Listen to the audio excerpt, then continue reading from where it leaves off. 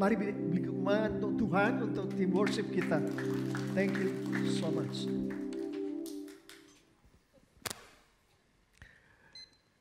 Jadi ini Kolose,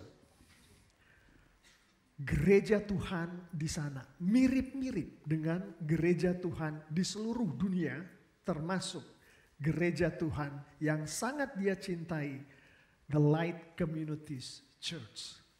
Di dalam gereja Tuhan yang sedang kita bicarakan ini, isinya adalah orang-orang yang sudah mengenal Tuhan Yesus. Pengikut-pengikut Tuhan Yesus yang sangat dicintai oleh Tuhan Yesus dan sangat mencintai oleh Tuhan Yesus. Sangat mencintai Tuhan Yesus. Jadi, yang terjadi pada saat itu adalah Rasul Paulus melalui suratnya menyampaikan kepada jemaat Tuhan seperti ini. Bapak, Ibu, Saudara-saudari, adik-adik yang sangat dikasihi oleh Tuhan Yesus, kalian sudah terima Tuhan Yesus. Roh Kudus Yesus ada di dalam diri kalian. Bahkan di antara kalian sudah ada yang dibaptis. Di dalam baptisan itu kalian diingatkan bahwa pada saat kalian masuk ke dalam air, maka kalian mati bersama dengan Tuhan Yesus.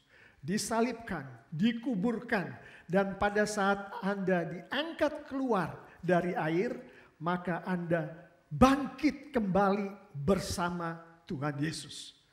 Pada saat kalian dimasukkan ke dalam air, itulah manusia lama itu berada di dalam air.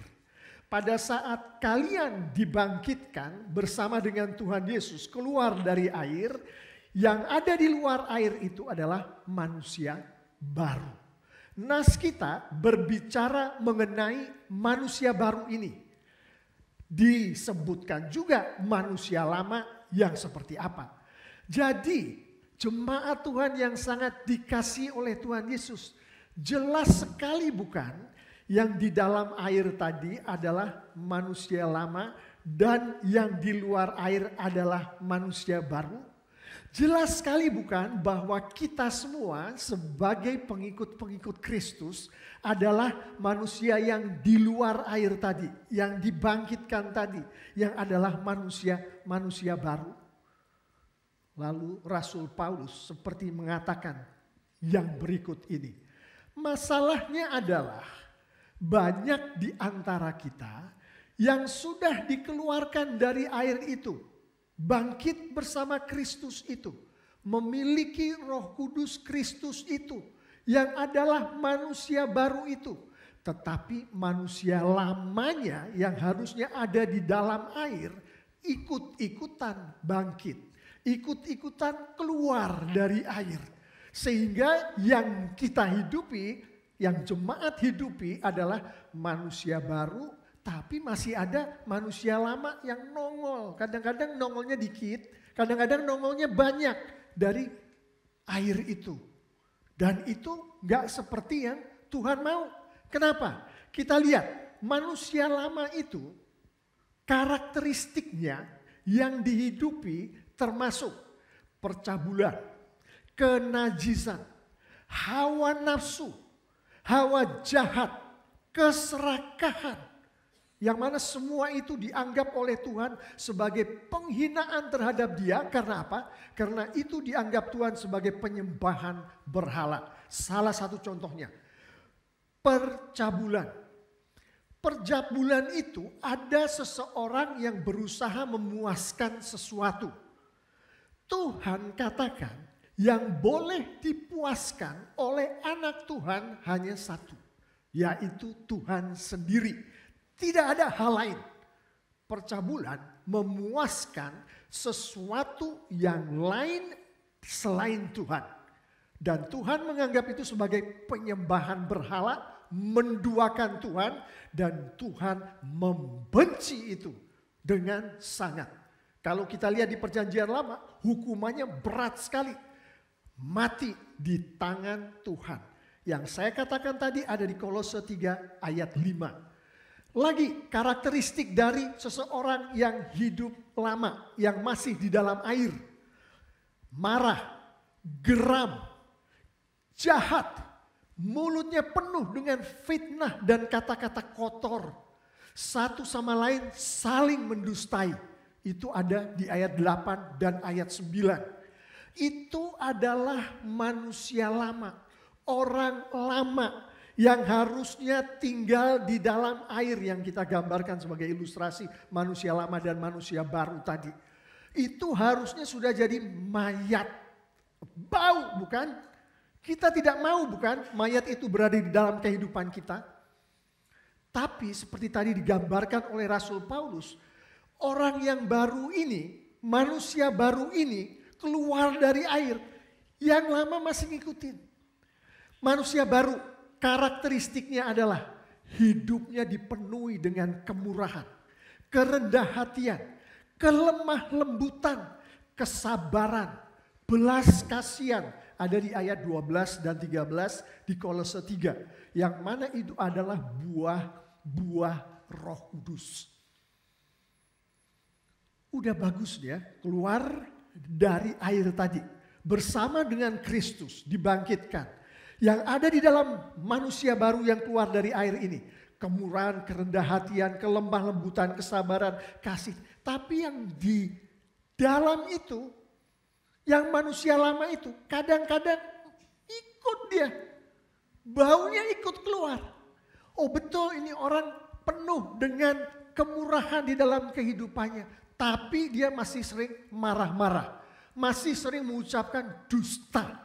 Masih sering bohong, masih sering berselingkuh, masih sering melakukan kejahatan. Itu yang terjadi di Kolose. Itu yang terjadi di banyak rumah Tuhan. Saya tidak mengatakan itu terjadi di sini karena saya mengimani itu tidak terjadi di sini. Tapi kita harus waspada. Alasannya kenapa firman Tuhan katakan ini? Karena terjadi di mana-mana. Di ayat 14, ini adalah salah satu karakteristik penting dari manusia baru tadi. Yaitu kasih. Yang mengikat semua, yang mengikat kita satu dengan yang lain. Yang mengikat gereja Tuhan di TLCC ini dengan gereja Tuhan di seluruh dunia. Kasih. Itu dikehendaki oleh Tuhan. Dan kita sebagai manusia baru, saya mengimani kita punya kasih itu, bukan? Tapi manusia lama ini kadang-kadang nongol dikit. Kasih ada di rumah tangga kita. Tapi antara suami dan istri masih saling menuduh satu sama lain. Anak dan orang tua masih ada friksi yang ditimbulkan oleh mungkin kebencian terpendam. Mungkin hal lain. Kasihnya ada. Manusia barunya ada. Manusia lamanya juga masih nongol. Kadang-kadang dikit, kadang-kadang banyak. Masih nongol tapi. Yang mana Tuhan tidak mau hal itu terjadi pada anak-anak Tuhan. Jadi bagaimana pemecahan yang diberikan oleh firman Tuhan melalui Rasul Paulus akan manusia baru yang kadang-kadang manusia lamanya masih ngikutin, masih nongol. Dari bawah air itu keluar sedikit-sedikit. Bahkan ada yang banyak. Firman Tuhan katakan bahwa kalau manusia baru itu sudah berdiri ya, dibangkitkan oleh Kristus. Manusia lamanya masih ikutin dan besar untuk ngikutinya. Firman Tuhan katakan orang-orang yang seperti itu adalah manusia. Kita tahu bahwa ada manusia duniawi, manusia rohani. Dia adalah manusia rohani yang masih keduniawian. Tuhan tidak mau itu. Dan Tuhan katakan itu di setiap bagian dari firman Tuhan yang ada di dalam Alkitab. Dan kalau kita baca itu jelas sekali. Makanya selalu dibilang tentang kita, anak-anak Tuhan sebagai manusia baru, manusia baru, manusia baru. Mari kita selami firman Tuhan yang disampaikan oleh Rasul Paulus ini. Bagaimana supaya manusia baru itu jangan diikutin oleh manusia lamanya. Bau mayatnya itu jangan naik ke atas bersama kita yang sudah disegarkan oleh Kristus. Ayat 16, disitulah caranya. Saya akan bacakan lagi ayat emas kita. Hendaklah perkataan Kristus diam dengan segala kekayaannya di antara kamu, sehingga kamu dengan segala hikmat mengajar dan menegur seorang akan yang lain.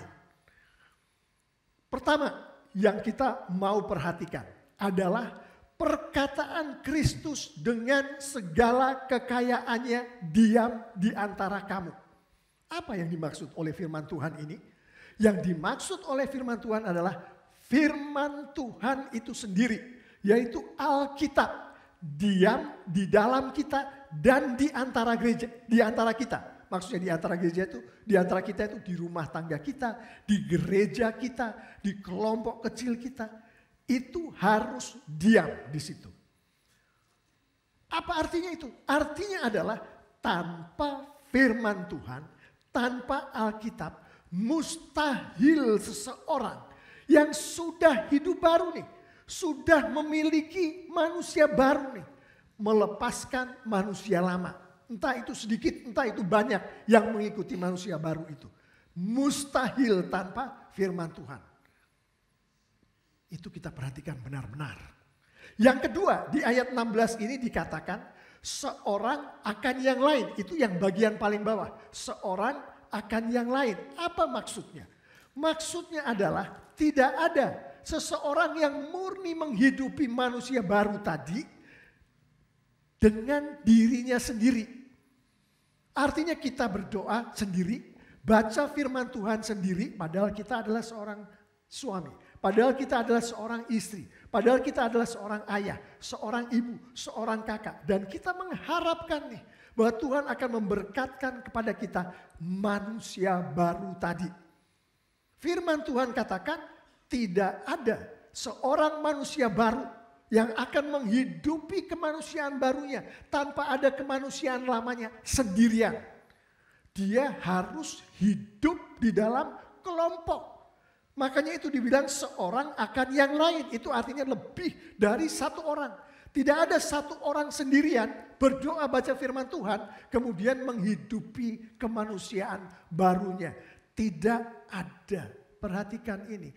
Tuhan Yesus sendiri pun, Tuhan Yesus kita ini hidup di dalam kelompok, hidup di dalam komunitasnya sehingga dia adalah siapa Yesus pada saat datang ke dunia ini.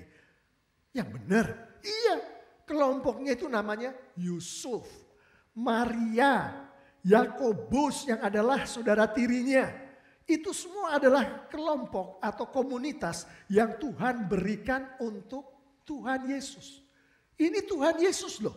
Kita mikirnya dia sendirian udah cukup untuk melakukan fungsinya sebagai Tuhan. Kenyataannya Tuhan taruh dia di dalam komunitas. Kalau Tuhan Yesus ada di dalam komunitas, dia memerlukan Yusuf, dia memerlukan Maria, memerlukan adik tirinya Yakobus yang kemudian menulis surat Yakobus itu. Apalagi kita. Gak mungkin kita untuk hidup baru sebagai manusia baru sendirian. Kita perlu komunitas. Itu yang kedua. Pertama tadi adalah firman Tuhan. Harus berdiam di dalam kita dan keluarga kita dan komunitas kita seperti gereja. Yang kedua adalah harus ada di dalam kelompok. Harus ada di dalam komunitas. Komunitas itu minimal adalah keluarga kita sendiri. Seperti Yesus berada di keluarganya sendiri. Kemudian kelompok kecil seperti care group. Gereja harus ada di dalam situ untuk menghidupi kehidupan baru. Yang ketiga adalah mengajar dan menegur. Saling mengajar dan saling menegur. Itu ada di ayat 16. Bagaimana untuk menghidupi kemanusiaan baru kita. Artinya apa? Di dalam menghidupi kemanusiaan baru kita itu, Tuhan harus bisa menyampaikan hal-hal baru untuk membentuk kita. Itu namanya pengajaran. Dan bukan hanya itu. Hal-hal baru yang disampaikan oleh Tuhan itu yang harus kita hidupi. Sungguh-sungguh kita hidupi. Bukan cuma kita dengar. Bukan cuma kita lihat orang lain menghidupi, tapi kita menghidupi. Dan untuk sungguh-sungguh menghidupi itu, kita perlu ditegur oleh orang lain. Ditegur oleh sesama anak Tuhan. Itu namanya pertanggungjawaban, akuntabilitas. Jadi Bapak Ibu Saudara-saudari, adik-adik yang sangat dikasihi Tuhan Yesus. Betul, kita sudah menjadi manusia baru. Tapi manusia lama ini masih mengikuti kita. Kadang-kadang sedikit, kadang-kadang banyak. Dan saya tahu, meskipun kita berusaha menyembunyikannya, tidak ada satupun di antara kita di ruangan ini yang bisa berkata, manusia lama itu sudah tidak ada bersama kita. Betul bukan? Masih ada bukan? Dan firman Tuhan katakan di ayat 16, ini loh caranya. Yang aku berikan kepadamu anak-anakku. Supaya manusia lama itu ditekan ke dalam air sedalam-dalamnya. Kalau bisa tidak mengikuti kita. Di dalam kita menghidupi kemanusiaan baru kita. Saya ulangi, firman Tuhan yang diam di dalam kita dan di dalam komunitas kita. Menjadi bagian dari suatu kelompok, dari suatu komunitas. Dan ketiga adalah saling mengajar, saling menegur. Ada pertanggungan jawaban di dalam kehidupan kita sebagai manusia baru itu. Dengan itu saya sampaikan, mari sekarang kita melihat gereja kita. Gereja yang sangat dicintai oleh Tuhan Yesus. The Light Community Church. Bagaimana dengan gereja kita? Untuk saya melihatnya yang paling jelas ada di gereja kita. The Light Community Church, kata communities di situ adalah kelompok-kelompok kecil. Dia communities dalam bentuk jamak karena lebih dari satu. Hari ini Tuhan berikan 7 kelompok kecil itu. Mengikuti formula yang manakah? Dari Kolose 3 ayat 16 tadi adalah formula yang mengatakan tidak bisa satu orang sendiri menghidupi kehidupan baru sebagai manusia baru itu. Harus ada di dalam kelompok, harus ada di dalam komunitas. The Light Community Church dibangun oleh Tuhan di atas komunitas, di atas kelompok-kelompok kecil itu. Yaitu care group, yaitu sekolah minggu.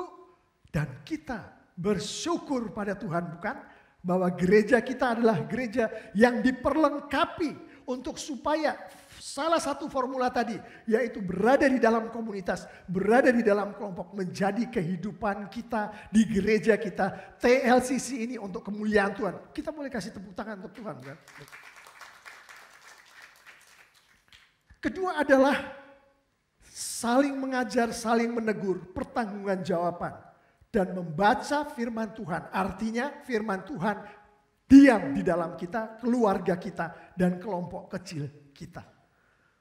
Itu Bapak Ibu, saudara-saudari, adik-adik yang sangat dikasih Tuhan Yesus. Alkitab mengatakan 2 hal itu tadi sebagai pemuritan. Membaca, mengerti, melakukan firman Tuhan itu adalah pemuritan. Saling mengajar, saling menegur, saling berakuntabilitas itu adalah pemuritan. Yang mana kita tahu bahwa pada saat Tuhan kita, Tuhan Yesus akan kembali ke rumahnya di surga. Berada di sebelah kanan Allah Bapa di surga. Dia katakan kepada kita semua yang pada saat itu di depan murid-muridnya. Namanya adalah amanat agung di Matius 28 ayat 19 sampai 20. Yang pada dasarnya penekanannya intinya adalah muridkanlah. Muridkanlah. Itu pesan dari Tuhan kita. Bagaimana dengan gereja kita? Mari kita lihat bagaimana dengan gereja kita. Tahukah kita bahwa visi gereja kita, transforming the world. Kalau kalimat itu dijabarkan dengan lengkap, kita harus lihat di anggaran dasar, anggaran rumah tangga. Transforming the world through discipleship. Mengubah dunia melalui pemuritan. Dan itulah formula Kolose 3 ayat 16 tadi. Itulah amanat agung. Mengubah dunia melalui pemuritan. Itu visi kita. Misi kita, grow, serve, and go, kalau dilengkapi adalah grow in conjunction to discipleship. Serve in conjunction to discipleship.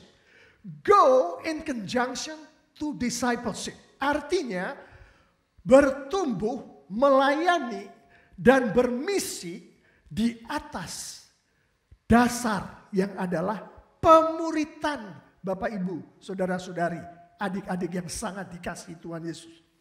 Jadi kalau kita ditanya oleh seseorang di luar sana, di mana orang itu tahu visi dan misi dari gereja kita, yaitu di atas pemuritan tadi. Kan sangat aneh kalau kita ditanya, tahukah Anda mengenai pemuritan? Ya kira-kira tahu, tapi saya nggak terlalu yakin, tapi saya tahu. Coba deh tanya. Terus ditanya kita, jawabnya ada benernya sih, tapi masih banyak salahnya. Kan aneh itu. Visi kita di atas pemuritan, misi kita di atas pemuritan. Kita ditanya mengenai pemuritan, jawaban kita tidak meyakinkan. Saya mau bersaksi ini, kesaksian mengenai elders kita. Kita diberkati dengan elders yang jiwanya adalah memuridkan. Pastor Muksin memiliki murid-murid.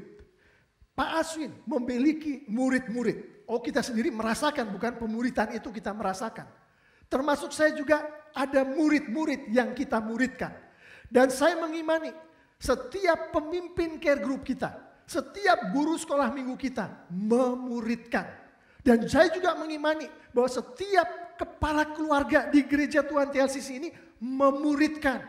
Minimal memuridkan anak-anaknya sendiri, bukan? Minimal memuridkan istrinya sendiri, bukan? Tapi mereka memuridkan. Bagaimana mungkin tidak memuridkan? Visi, misi gereja kita TLCC itu pemuritan, memuridkan.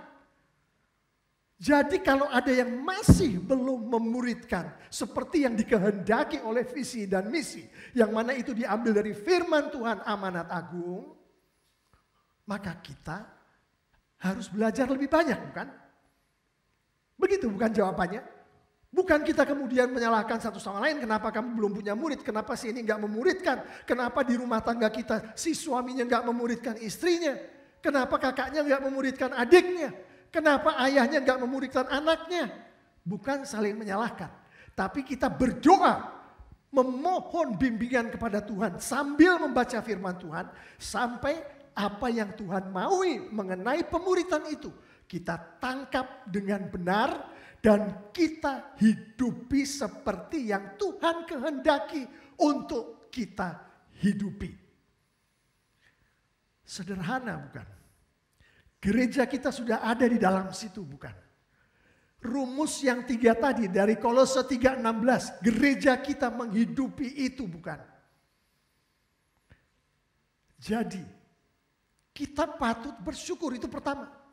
Kedua, jangan di take it for granted. Artinya take it for granted itu artinya apa yang sudah Tuhan sediakan melalui gereja kita. Jangan diabaikan. Masuklah, terlibatlah di dalamnya. Jadilah anggota care group. Setiap ada hal-hal yang berhubungan dengan pemuritan, ikut campurlah. Termasuk yang sudah kita lakukan. Kita pergi ke Bangka. Ada misi di situ. Isinya adalah pemuritan. Ikut ambil bagian. Mungkin ke Bangkanya sendiri nggak masuk. Tapi banyak follow up bukan? Hal-hal yang harus dilakukan setelah misi itu bukan? Itu kita terlibat. Karena follow up-nya adalah pemuritan. IBYC. Sama bukan? Kita belajar ke sana. Datang ke sana mengikuti firman Tuhan yang disampaikan yang begitu luar biasa. Yang pada intinya IBYC itu adalah pemuritan. Karena mereka semua menjabarkan amanat agung Tuhan Yesus. Jadi saya begitu senang begitu ada 5 nama yang dimasukkan ke elders. Untuk ditindaklanjuti dengan pemuritan itu tadi. Dan bukan hanya 5 nama, semua yang terlibat di IBYC, Tuhan berkenan untuk membawa anak-anaknya ini masuk ke dalam visi dan misi dari TLCC. Pemuritan. Saya bahkan tidak bicara mengenai visi dan misi dari GGBI. Tapi ini TLCC, yaitu pemuritan. Dan juga ibu-ibu yang ikut se-Asia Pasifik. ABWU. Juga pemuritan. Itu juga Tuhan menghendaki untuk terlibat di dalam pemuritan. Siap Bapak Pendeta. Saya siap untuk memuridkan. Terus gimana Bapak Pendeta? Baik. Kita dalam waktu dekat ini, tepatnya tanggal 25 November, akan ada pelatihan pemuritan amanat agung. Kita mendatangkan tim tamu yang memang diberkati oleh Tuhan. Pelayanannya adalah pelayanan pemuritan. Dan tim ini yang namanya Word of Life akan datang ke gereja kita. Bersama-sama dengan kita memuliakan Tuhan, dengan kita saling melatih satu sama lain, berbicara satu sama lain, berbicara mengenai care group kita, berbicara mengenai sekolah minggu kita, berbicara mengenai keluarga kita, mengenai pemuritan. Dan itu adalah berkat Tuhan loh. Saya telepon dengan salah satu orang dari GGPI. Dia bertanya, bagaimana pemuritan di gereja TLCC? Saya sampaikan sebentar lagi kita akan ada pelatihan pemuritan amanat agung. Dan yang akan membawakan latihan adalah Word of Life. Mereka bilang, hah? Gimana cara saya bisa ikut ke dalam itu? Bagaimana bisa dapat organisasi yang berkecimpung di dalam pemuritan untuk masuk ke dalam TLCC? Saya bilang berkat dari Tuhan. Melalui Pak Aswin. Karena beliau yang membawa Word of Life ke dalam TLCC. Tapi ini berkat Tuhan.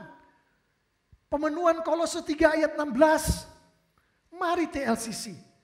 Kita jangan abaikan itu.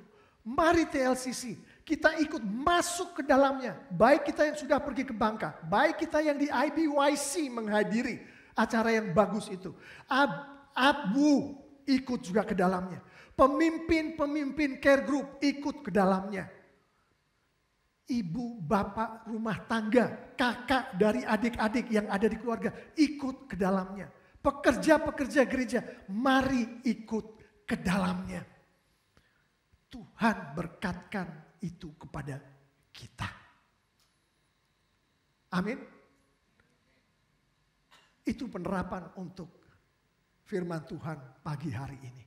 Ikut pelatihan pemuritan amanat agung. Mari kita beri kemuliaan untuk Tuhan, untuk pelatihan yang Tuhan berkatkan kepada kita.